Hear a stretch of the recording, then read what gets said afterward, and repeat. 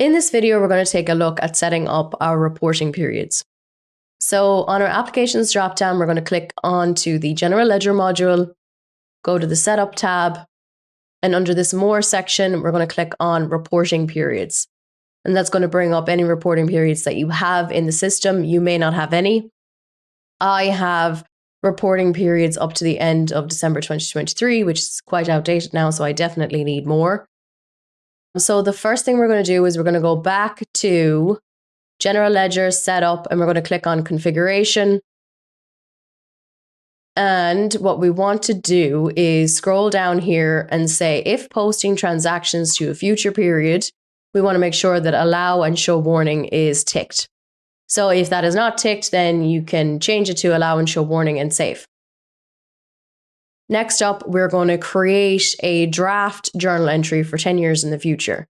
So I'm going to go to General Ledger, my All tab, click into my journal entries, and I'm going to go to my GJ, General Journal, and hit View Transactions. Once I get in here then to my GJ transactions, I'm going to click on the Add button in the top right-hand corner. For my posting date, I'm going to put this 10 years in the future. So I'm going to do 2035. Anything with the red asterisk does have to be filled out. So I'm just going to type in something there. And so it's telling me the date entered is outside of the current period. That's totally fine. We want to draft this 10 years in the future so we can create reporting periods 10 years in the future. So down here on my entry screen, yours might look a little different to mine. That's fine, but you do still have to put in an account. I'm just going to pick a cash account. I'm going to debit once 10 cents. You don't have to balance this because we're just drafting it. So you just need to make sure that you have a description, a date, dated 10 years in the future, put in an account and put in something on either your debit or your credit side. Once I have that filled out, I'm going to draft it. And now that you have this entry drafted for 10 years in the future, you're going to click your drop down again, go to Company. Under the Setup tab, you're going to click Import Data or Data, whatever way you want to say that. So when you get in here then, scroll down, not too far, scroll down to Reporting Periods, and we're going to click the default button here. So that was Company, Setup, Import Data, scroll down till you hit Reporting Periods and click the default button. When you open this up then, you're going to click Create. And because you have that draft in there for 10 years in the future, it's going to give you 10 years worth of reporting periods. If you want to do 20 years, be my guest. So that is created successfully. I'm going to hit Done. I'm going to go back to my General Ledger module, my Setup tab, and I'm going to look at my reporting periods again. And now I have reporting periods to the end of December 2035.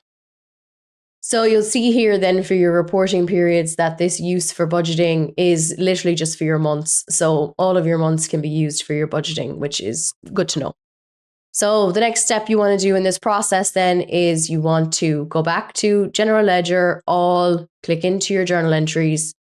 We want to go back to our GJ, General Journal, View Transactions. And we're going to select that transaction that we drafted. We're going to select it over here and we're going to delete it out of the system because we don't need that anymore. So I'm going to select it, delete, and okay. And that's gone out of the system now because we don't need that. Okay, great. So now we have created our reporting periods. So let's take a look then at our reports. We're going to go to Financial Reports. So on your Reports module, click on the All tab, click into Financial Reports. And I'm just going to pull up, let's say, profit and loss 12-month history, or actually, I'll do this percent of revenue one. And I'm going to look at my columns for this report and see the different dates that are being pulled in. So in column 1, I'm using my reporting period of current month. So let's say, depending on whatever as of date that you put in here, it's going to bring up your current month. So let's say I do 03/31/2025.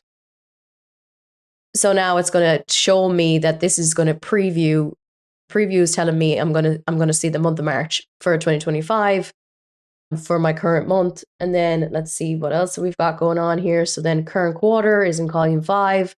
I'm going to see the 1st of January to the last day of March for 2025. And then for current year, it's going to show me January 1st to December 31st. So there are some of the options you can do. You can also do inception to period, which is a really nice one. Inception to date. So that brings in all of the information that you have in the system from when you started bringing in transactions from when you went live up to the current date. So there are some of your different reporting periods that you can use. And if you have a different fiscal year, then once that's set up in your company configuration correctly, then your reporting periods are going to default based off of how that was set up. So that is how you would set up your reporting periods in the system.